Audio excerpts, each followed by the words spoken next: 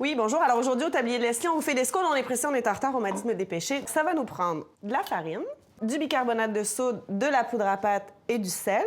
Vous avez besoin de beurre, des œufs.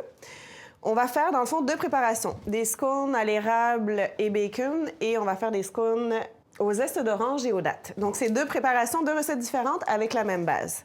Et ça va nous prendre quand même quelques accessoires pour cette préparation. Donc, je vous en ai sorti un rouleau à pâtisserie, une spatule, une fourchette, des emporte-pièces, puis en tout cas, le détail sera à la fin de la capsule. Et un thé qui vient de l'apothicaire à Bourmont. C'est un rooibos à la vanille, amande et calendule. Fait que vous pouvez accompagner ça du thé de votre choix, mais je vous suggère grandement celui-là.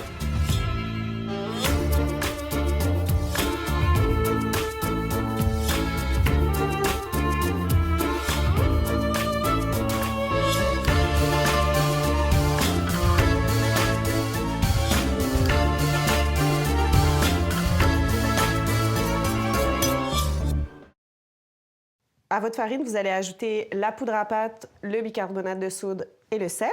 Aujourd'hui, on ne se servira pas du mélangeur, on va faire toute la pâte à la main. Donc, c'est accessible à tout le monde, ça prend quelques minutes. C'est la recette idéale pour le dimanche matin où c'est une super recette à partager. Une fois qu'on a mélangé les ingrédients secs, on va ajouter notre beurre qui doit être directement sorti du réfrigérateur. Il doit être bien froid. Donc, je vais le mélanger à ma farine. Et on va procéder avec... je sais même pas comment ça s'appelle, cette affaire-là. On va donc procéder aujourd'hui avec un coupe-pâte. Oui, ça peut se faire à la main, mais je vous dirais que ce petit outil, le coupe-pâte, ça coûte à peu près 3-4 $ dans les magasins. Fait que je pense que c'est un beau petit cadeau à vous faire et ça sert à faire la pâte sablée, comme j'ai montré dans la tarte aux noix de pain. Ça peut vous servir à plein de choses. Alors, je sais pas vous, mais moi, il y a quelque chose que j'adore faire. Puis je pense que c'est un plaisir de petite fille, un plaisir d'enfant, c'est jouer dans la pâte. Fait qu'on va juste vérifier que la texture est bonne. Je pense que c'est parfait. On va être prêt à ajouter, on fait un petit puits et on va être prêt à ajouter les ingrédients mouillés. Maintenant, vous allez avoir besoin d'une fourchette. On va pouvoir ajouter le sirop d'érable. Donc, le mélange se fait tout à la fourchette. On va pouvoir ajouter le lait. On mélange le tout et on va ajouter le jaune d'œuf sans faire de dégâts. J'en ai mis partout, j'en ai mis partout.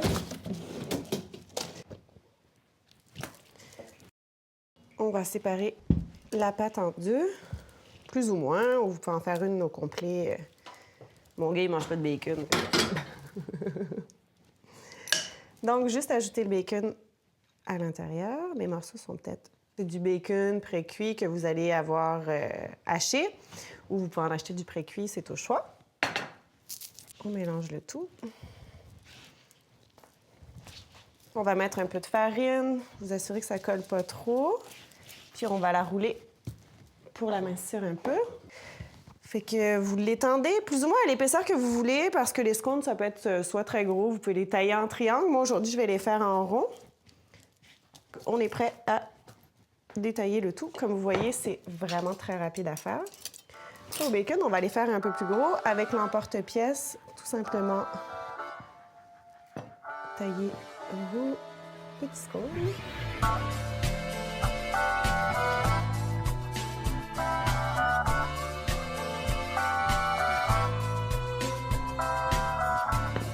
Après ça, vous pouvez refaire une boule. Puis on recommence l'opération jusqu'à ce qu'on ait plus de pâte.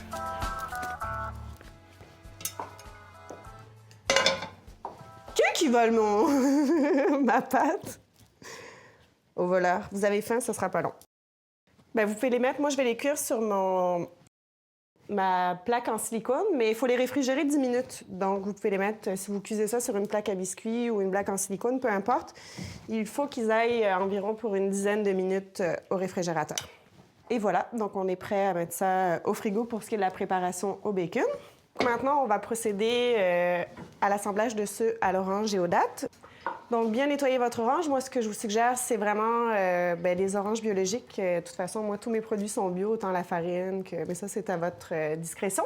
Mais pour ce qui est zeste d'orange, zeste de citron, c'est toujours mieux de prendre des produits biologiques. Ça évite les pesticides et tous les mauvais résidus sur les oranges et sur les agrumes, tous les agrumes, finalement.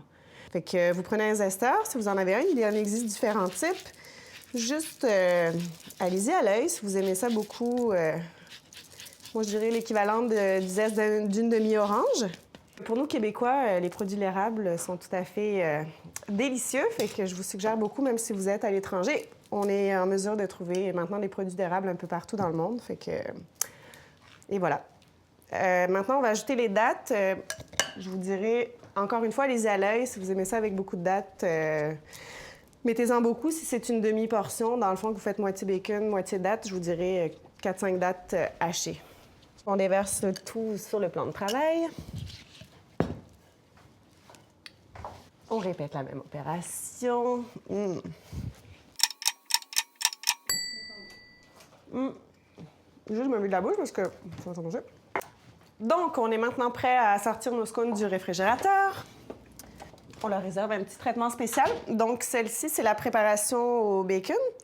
Ce que moi, je fais, c'est que je fais fondre du beurre plus ou moins mou. Vous pouvez le fondre complètement. Vous pouvez le faire au pinceau, mais on a oublié le pinceau. Donc, ça va être avec les doigts aujourd'hui. Donc, juste légèrement beurrer le dessus de vos scones. Pour ce qui est du découpage, vous auriez pu les couper en triangles.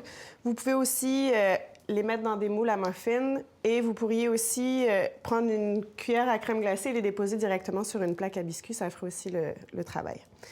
Et on va mettre un petit peu de croquant. Moi, j'ai de la fleur de sel de Guérande et on va mettre quelques grains sur chacun des scones qui viennent de chez l'apothicaire.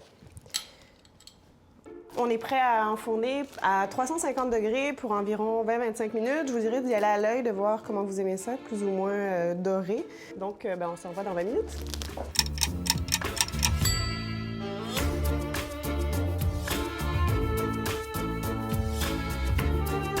Nous voilà 25 minutes plus tard, donc nos scones sont prêts à déguster, tout à fait dorés à point. Comme je vous ai dit, vous pouvez faire selon votre convenance. Fait que bon appétit! Et je pense que je vais goûter. Hey, Augustine, ramène les scones!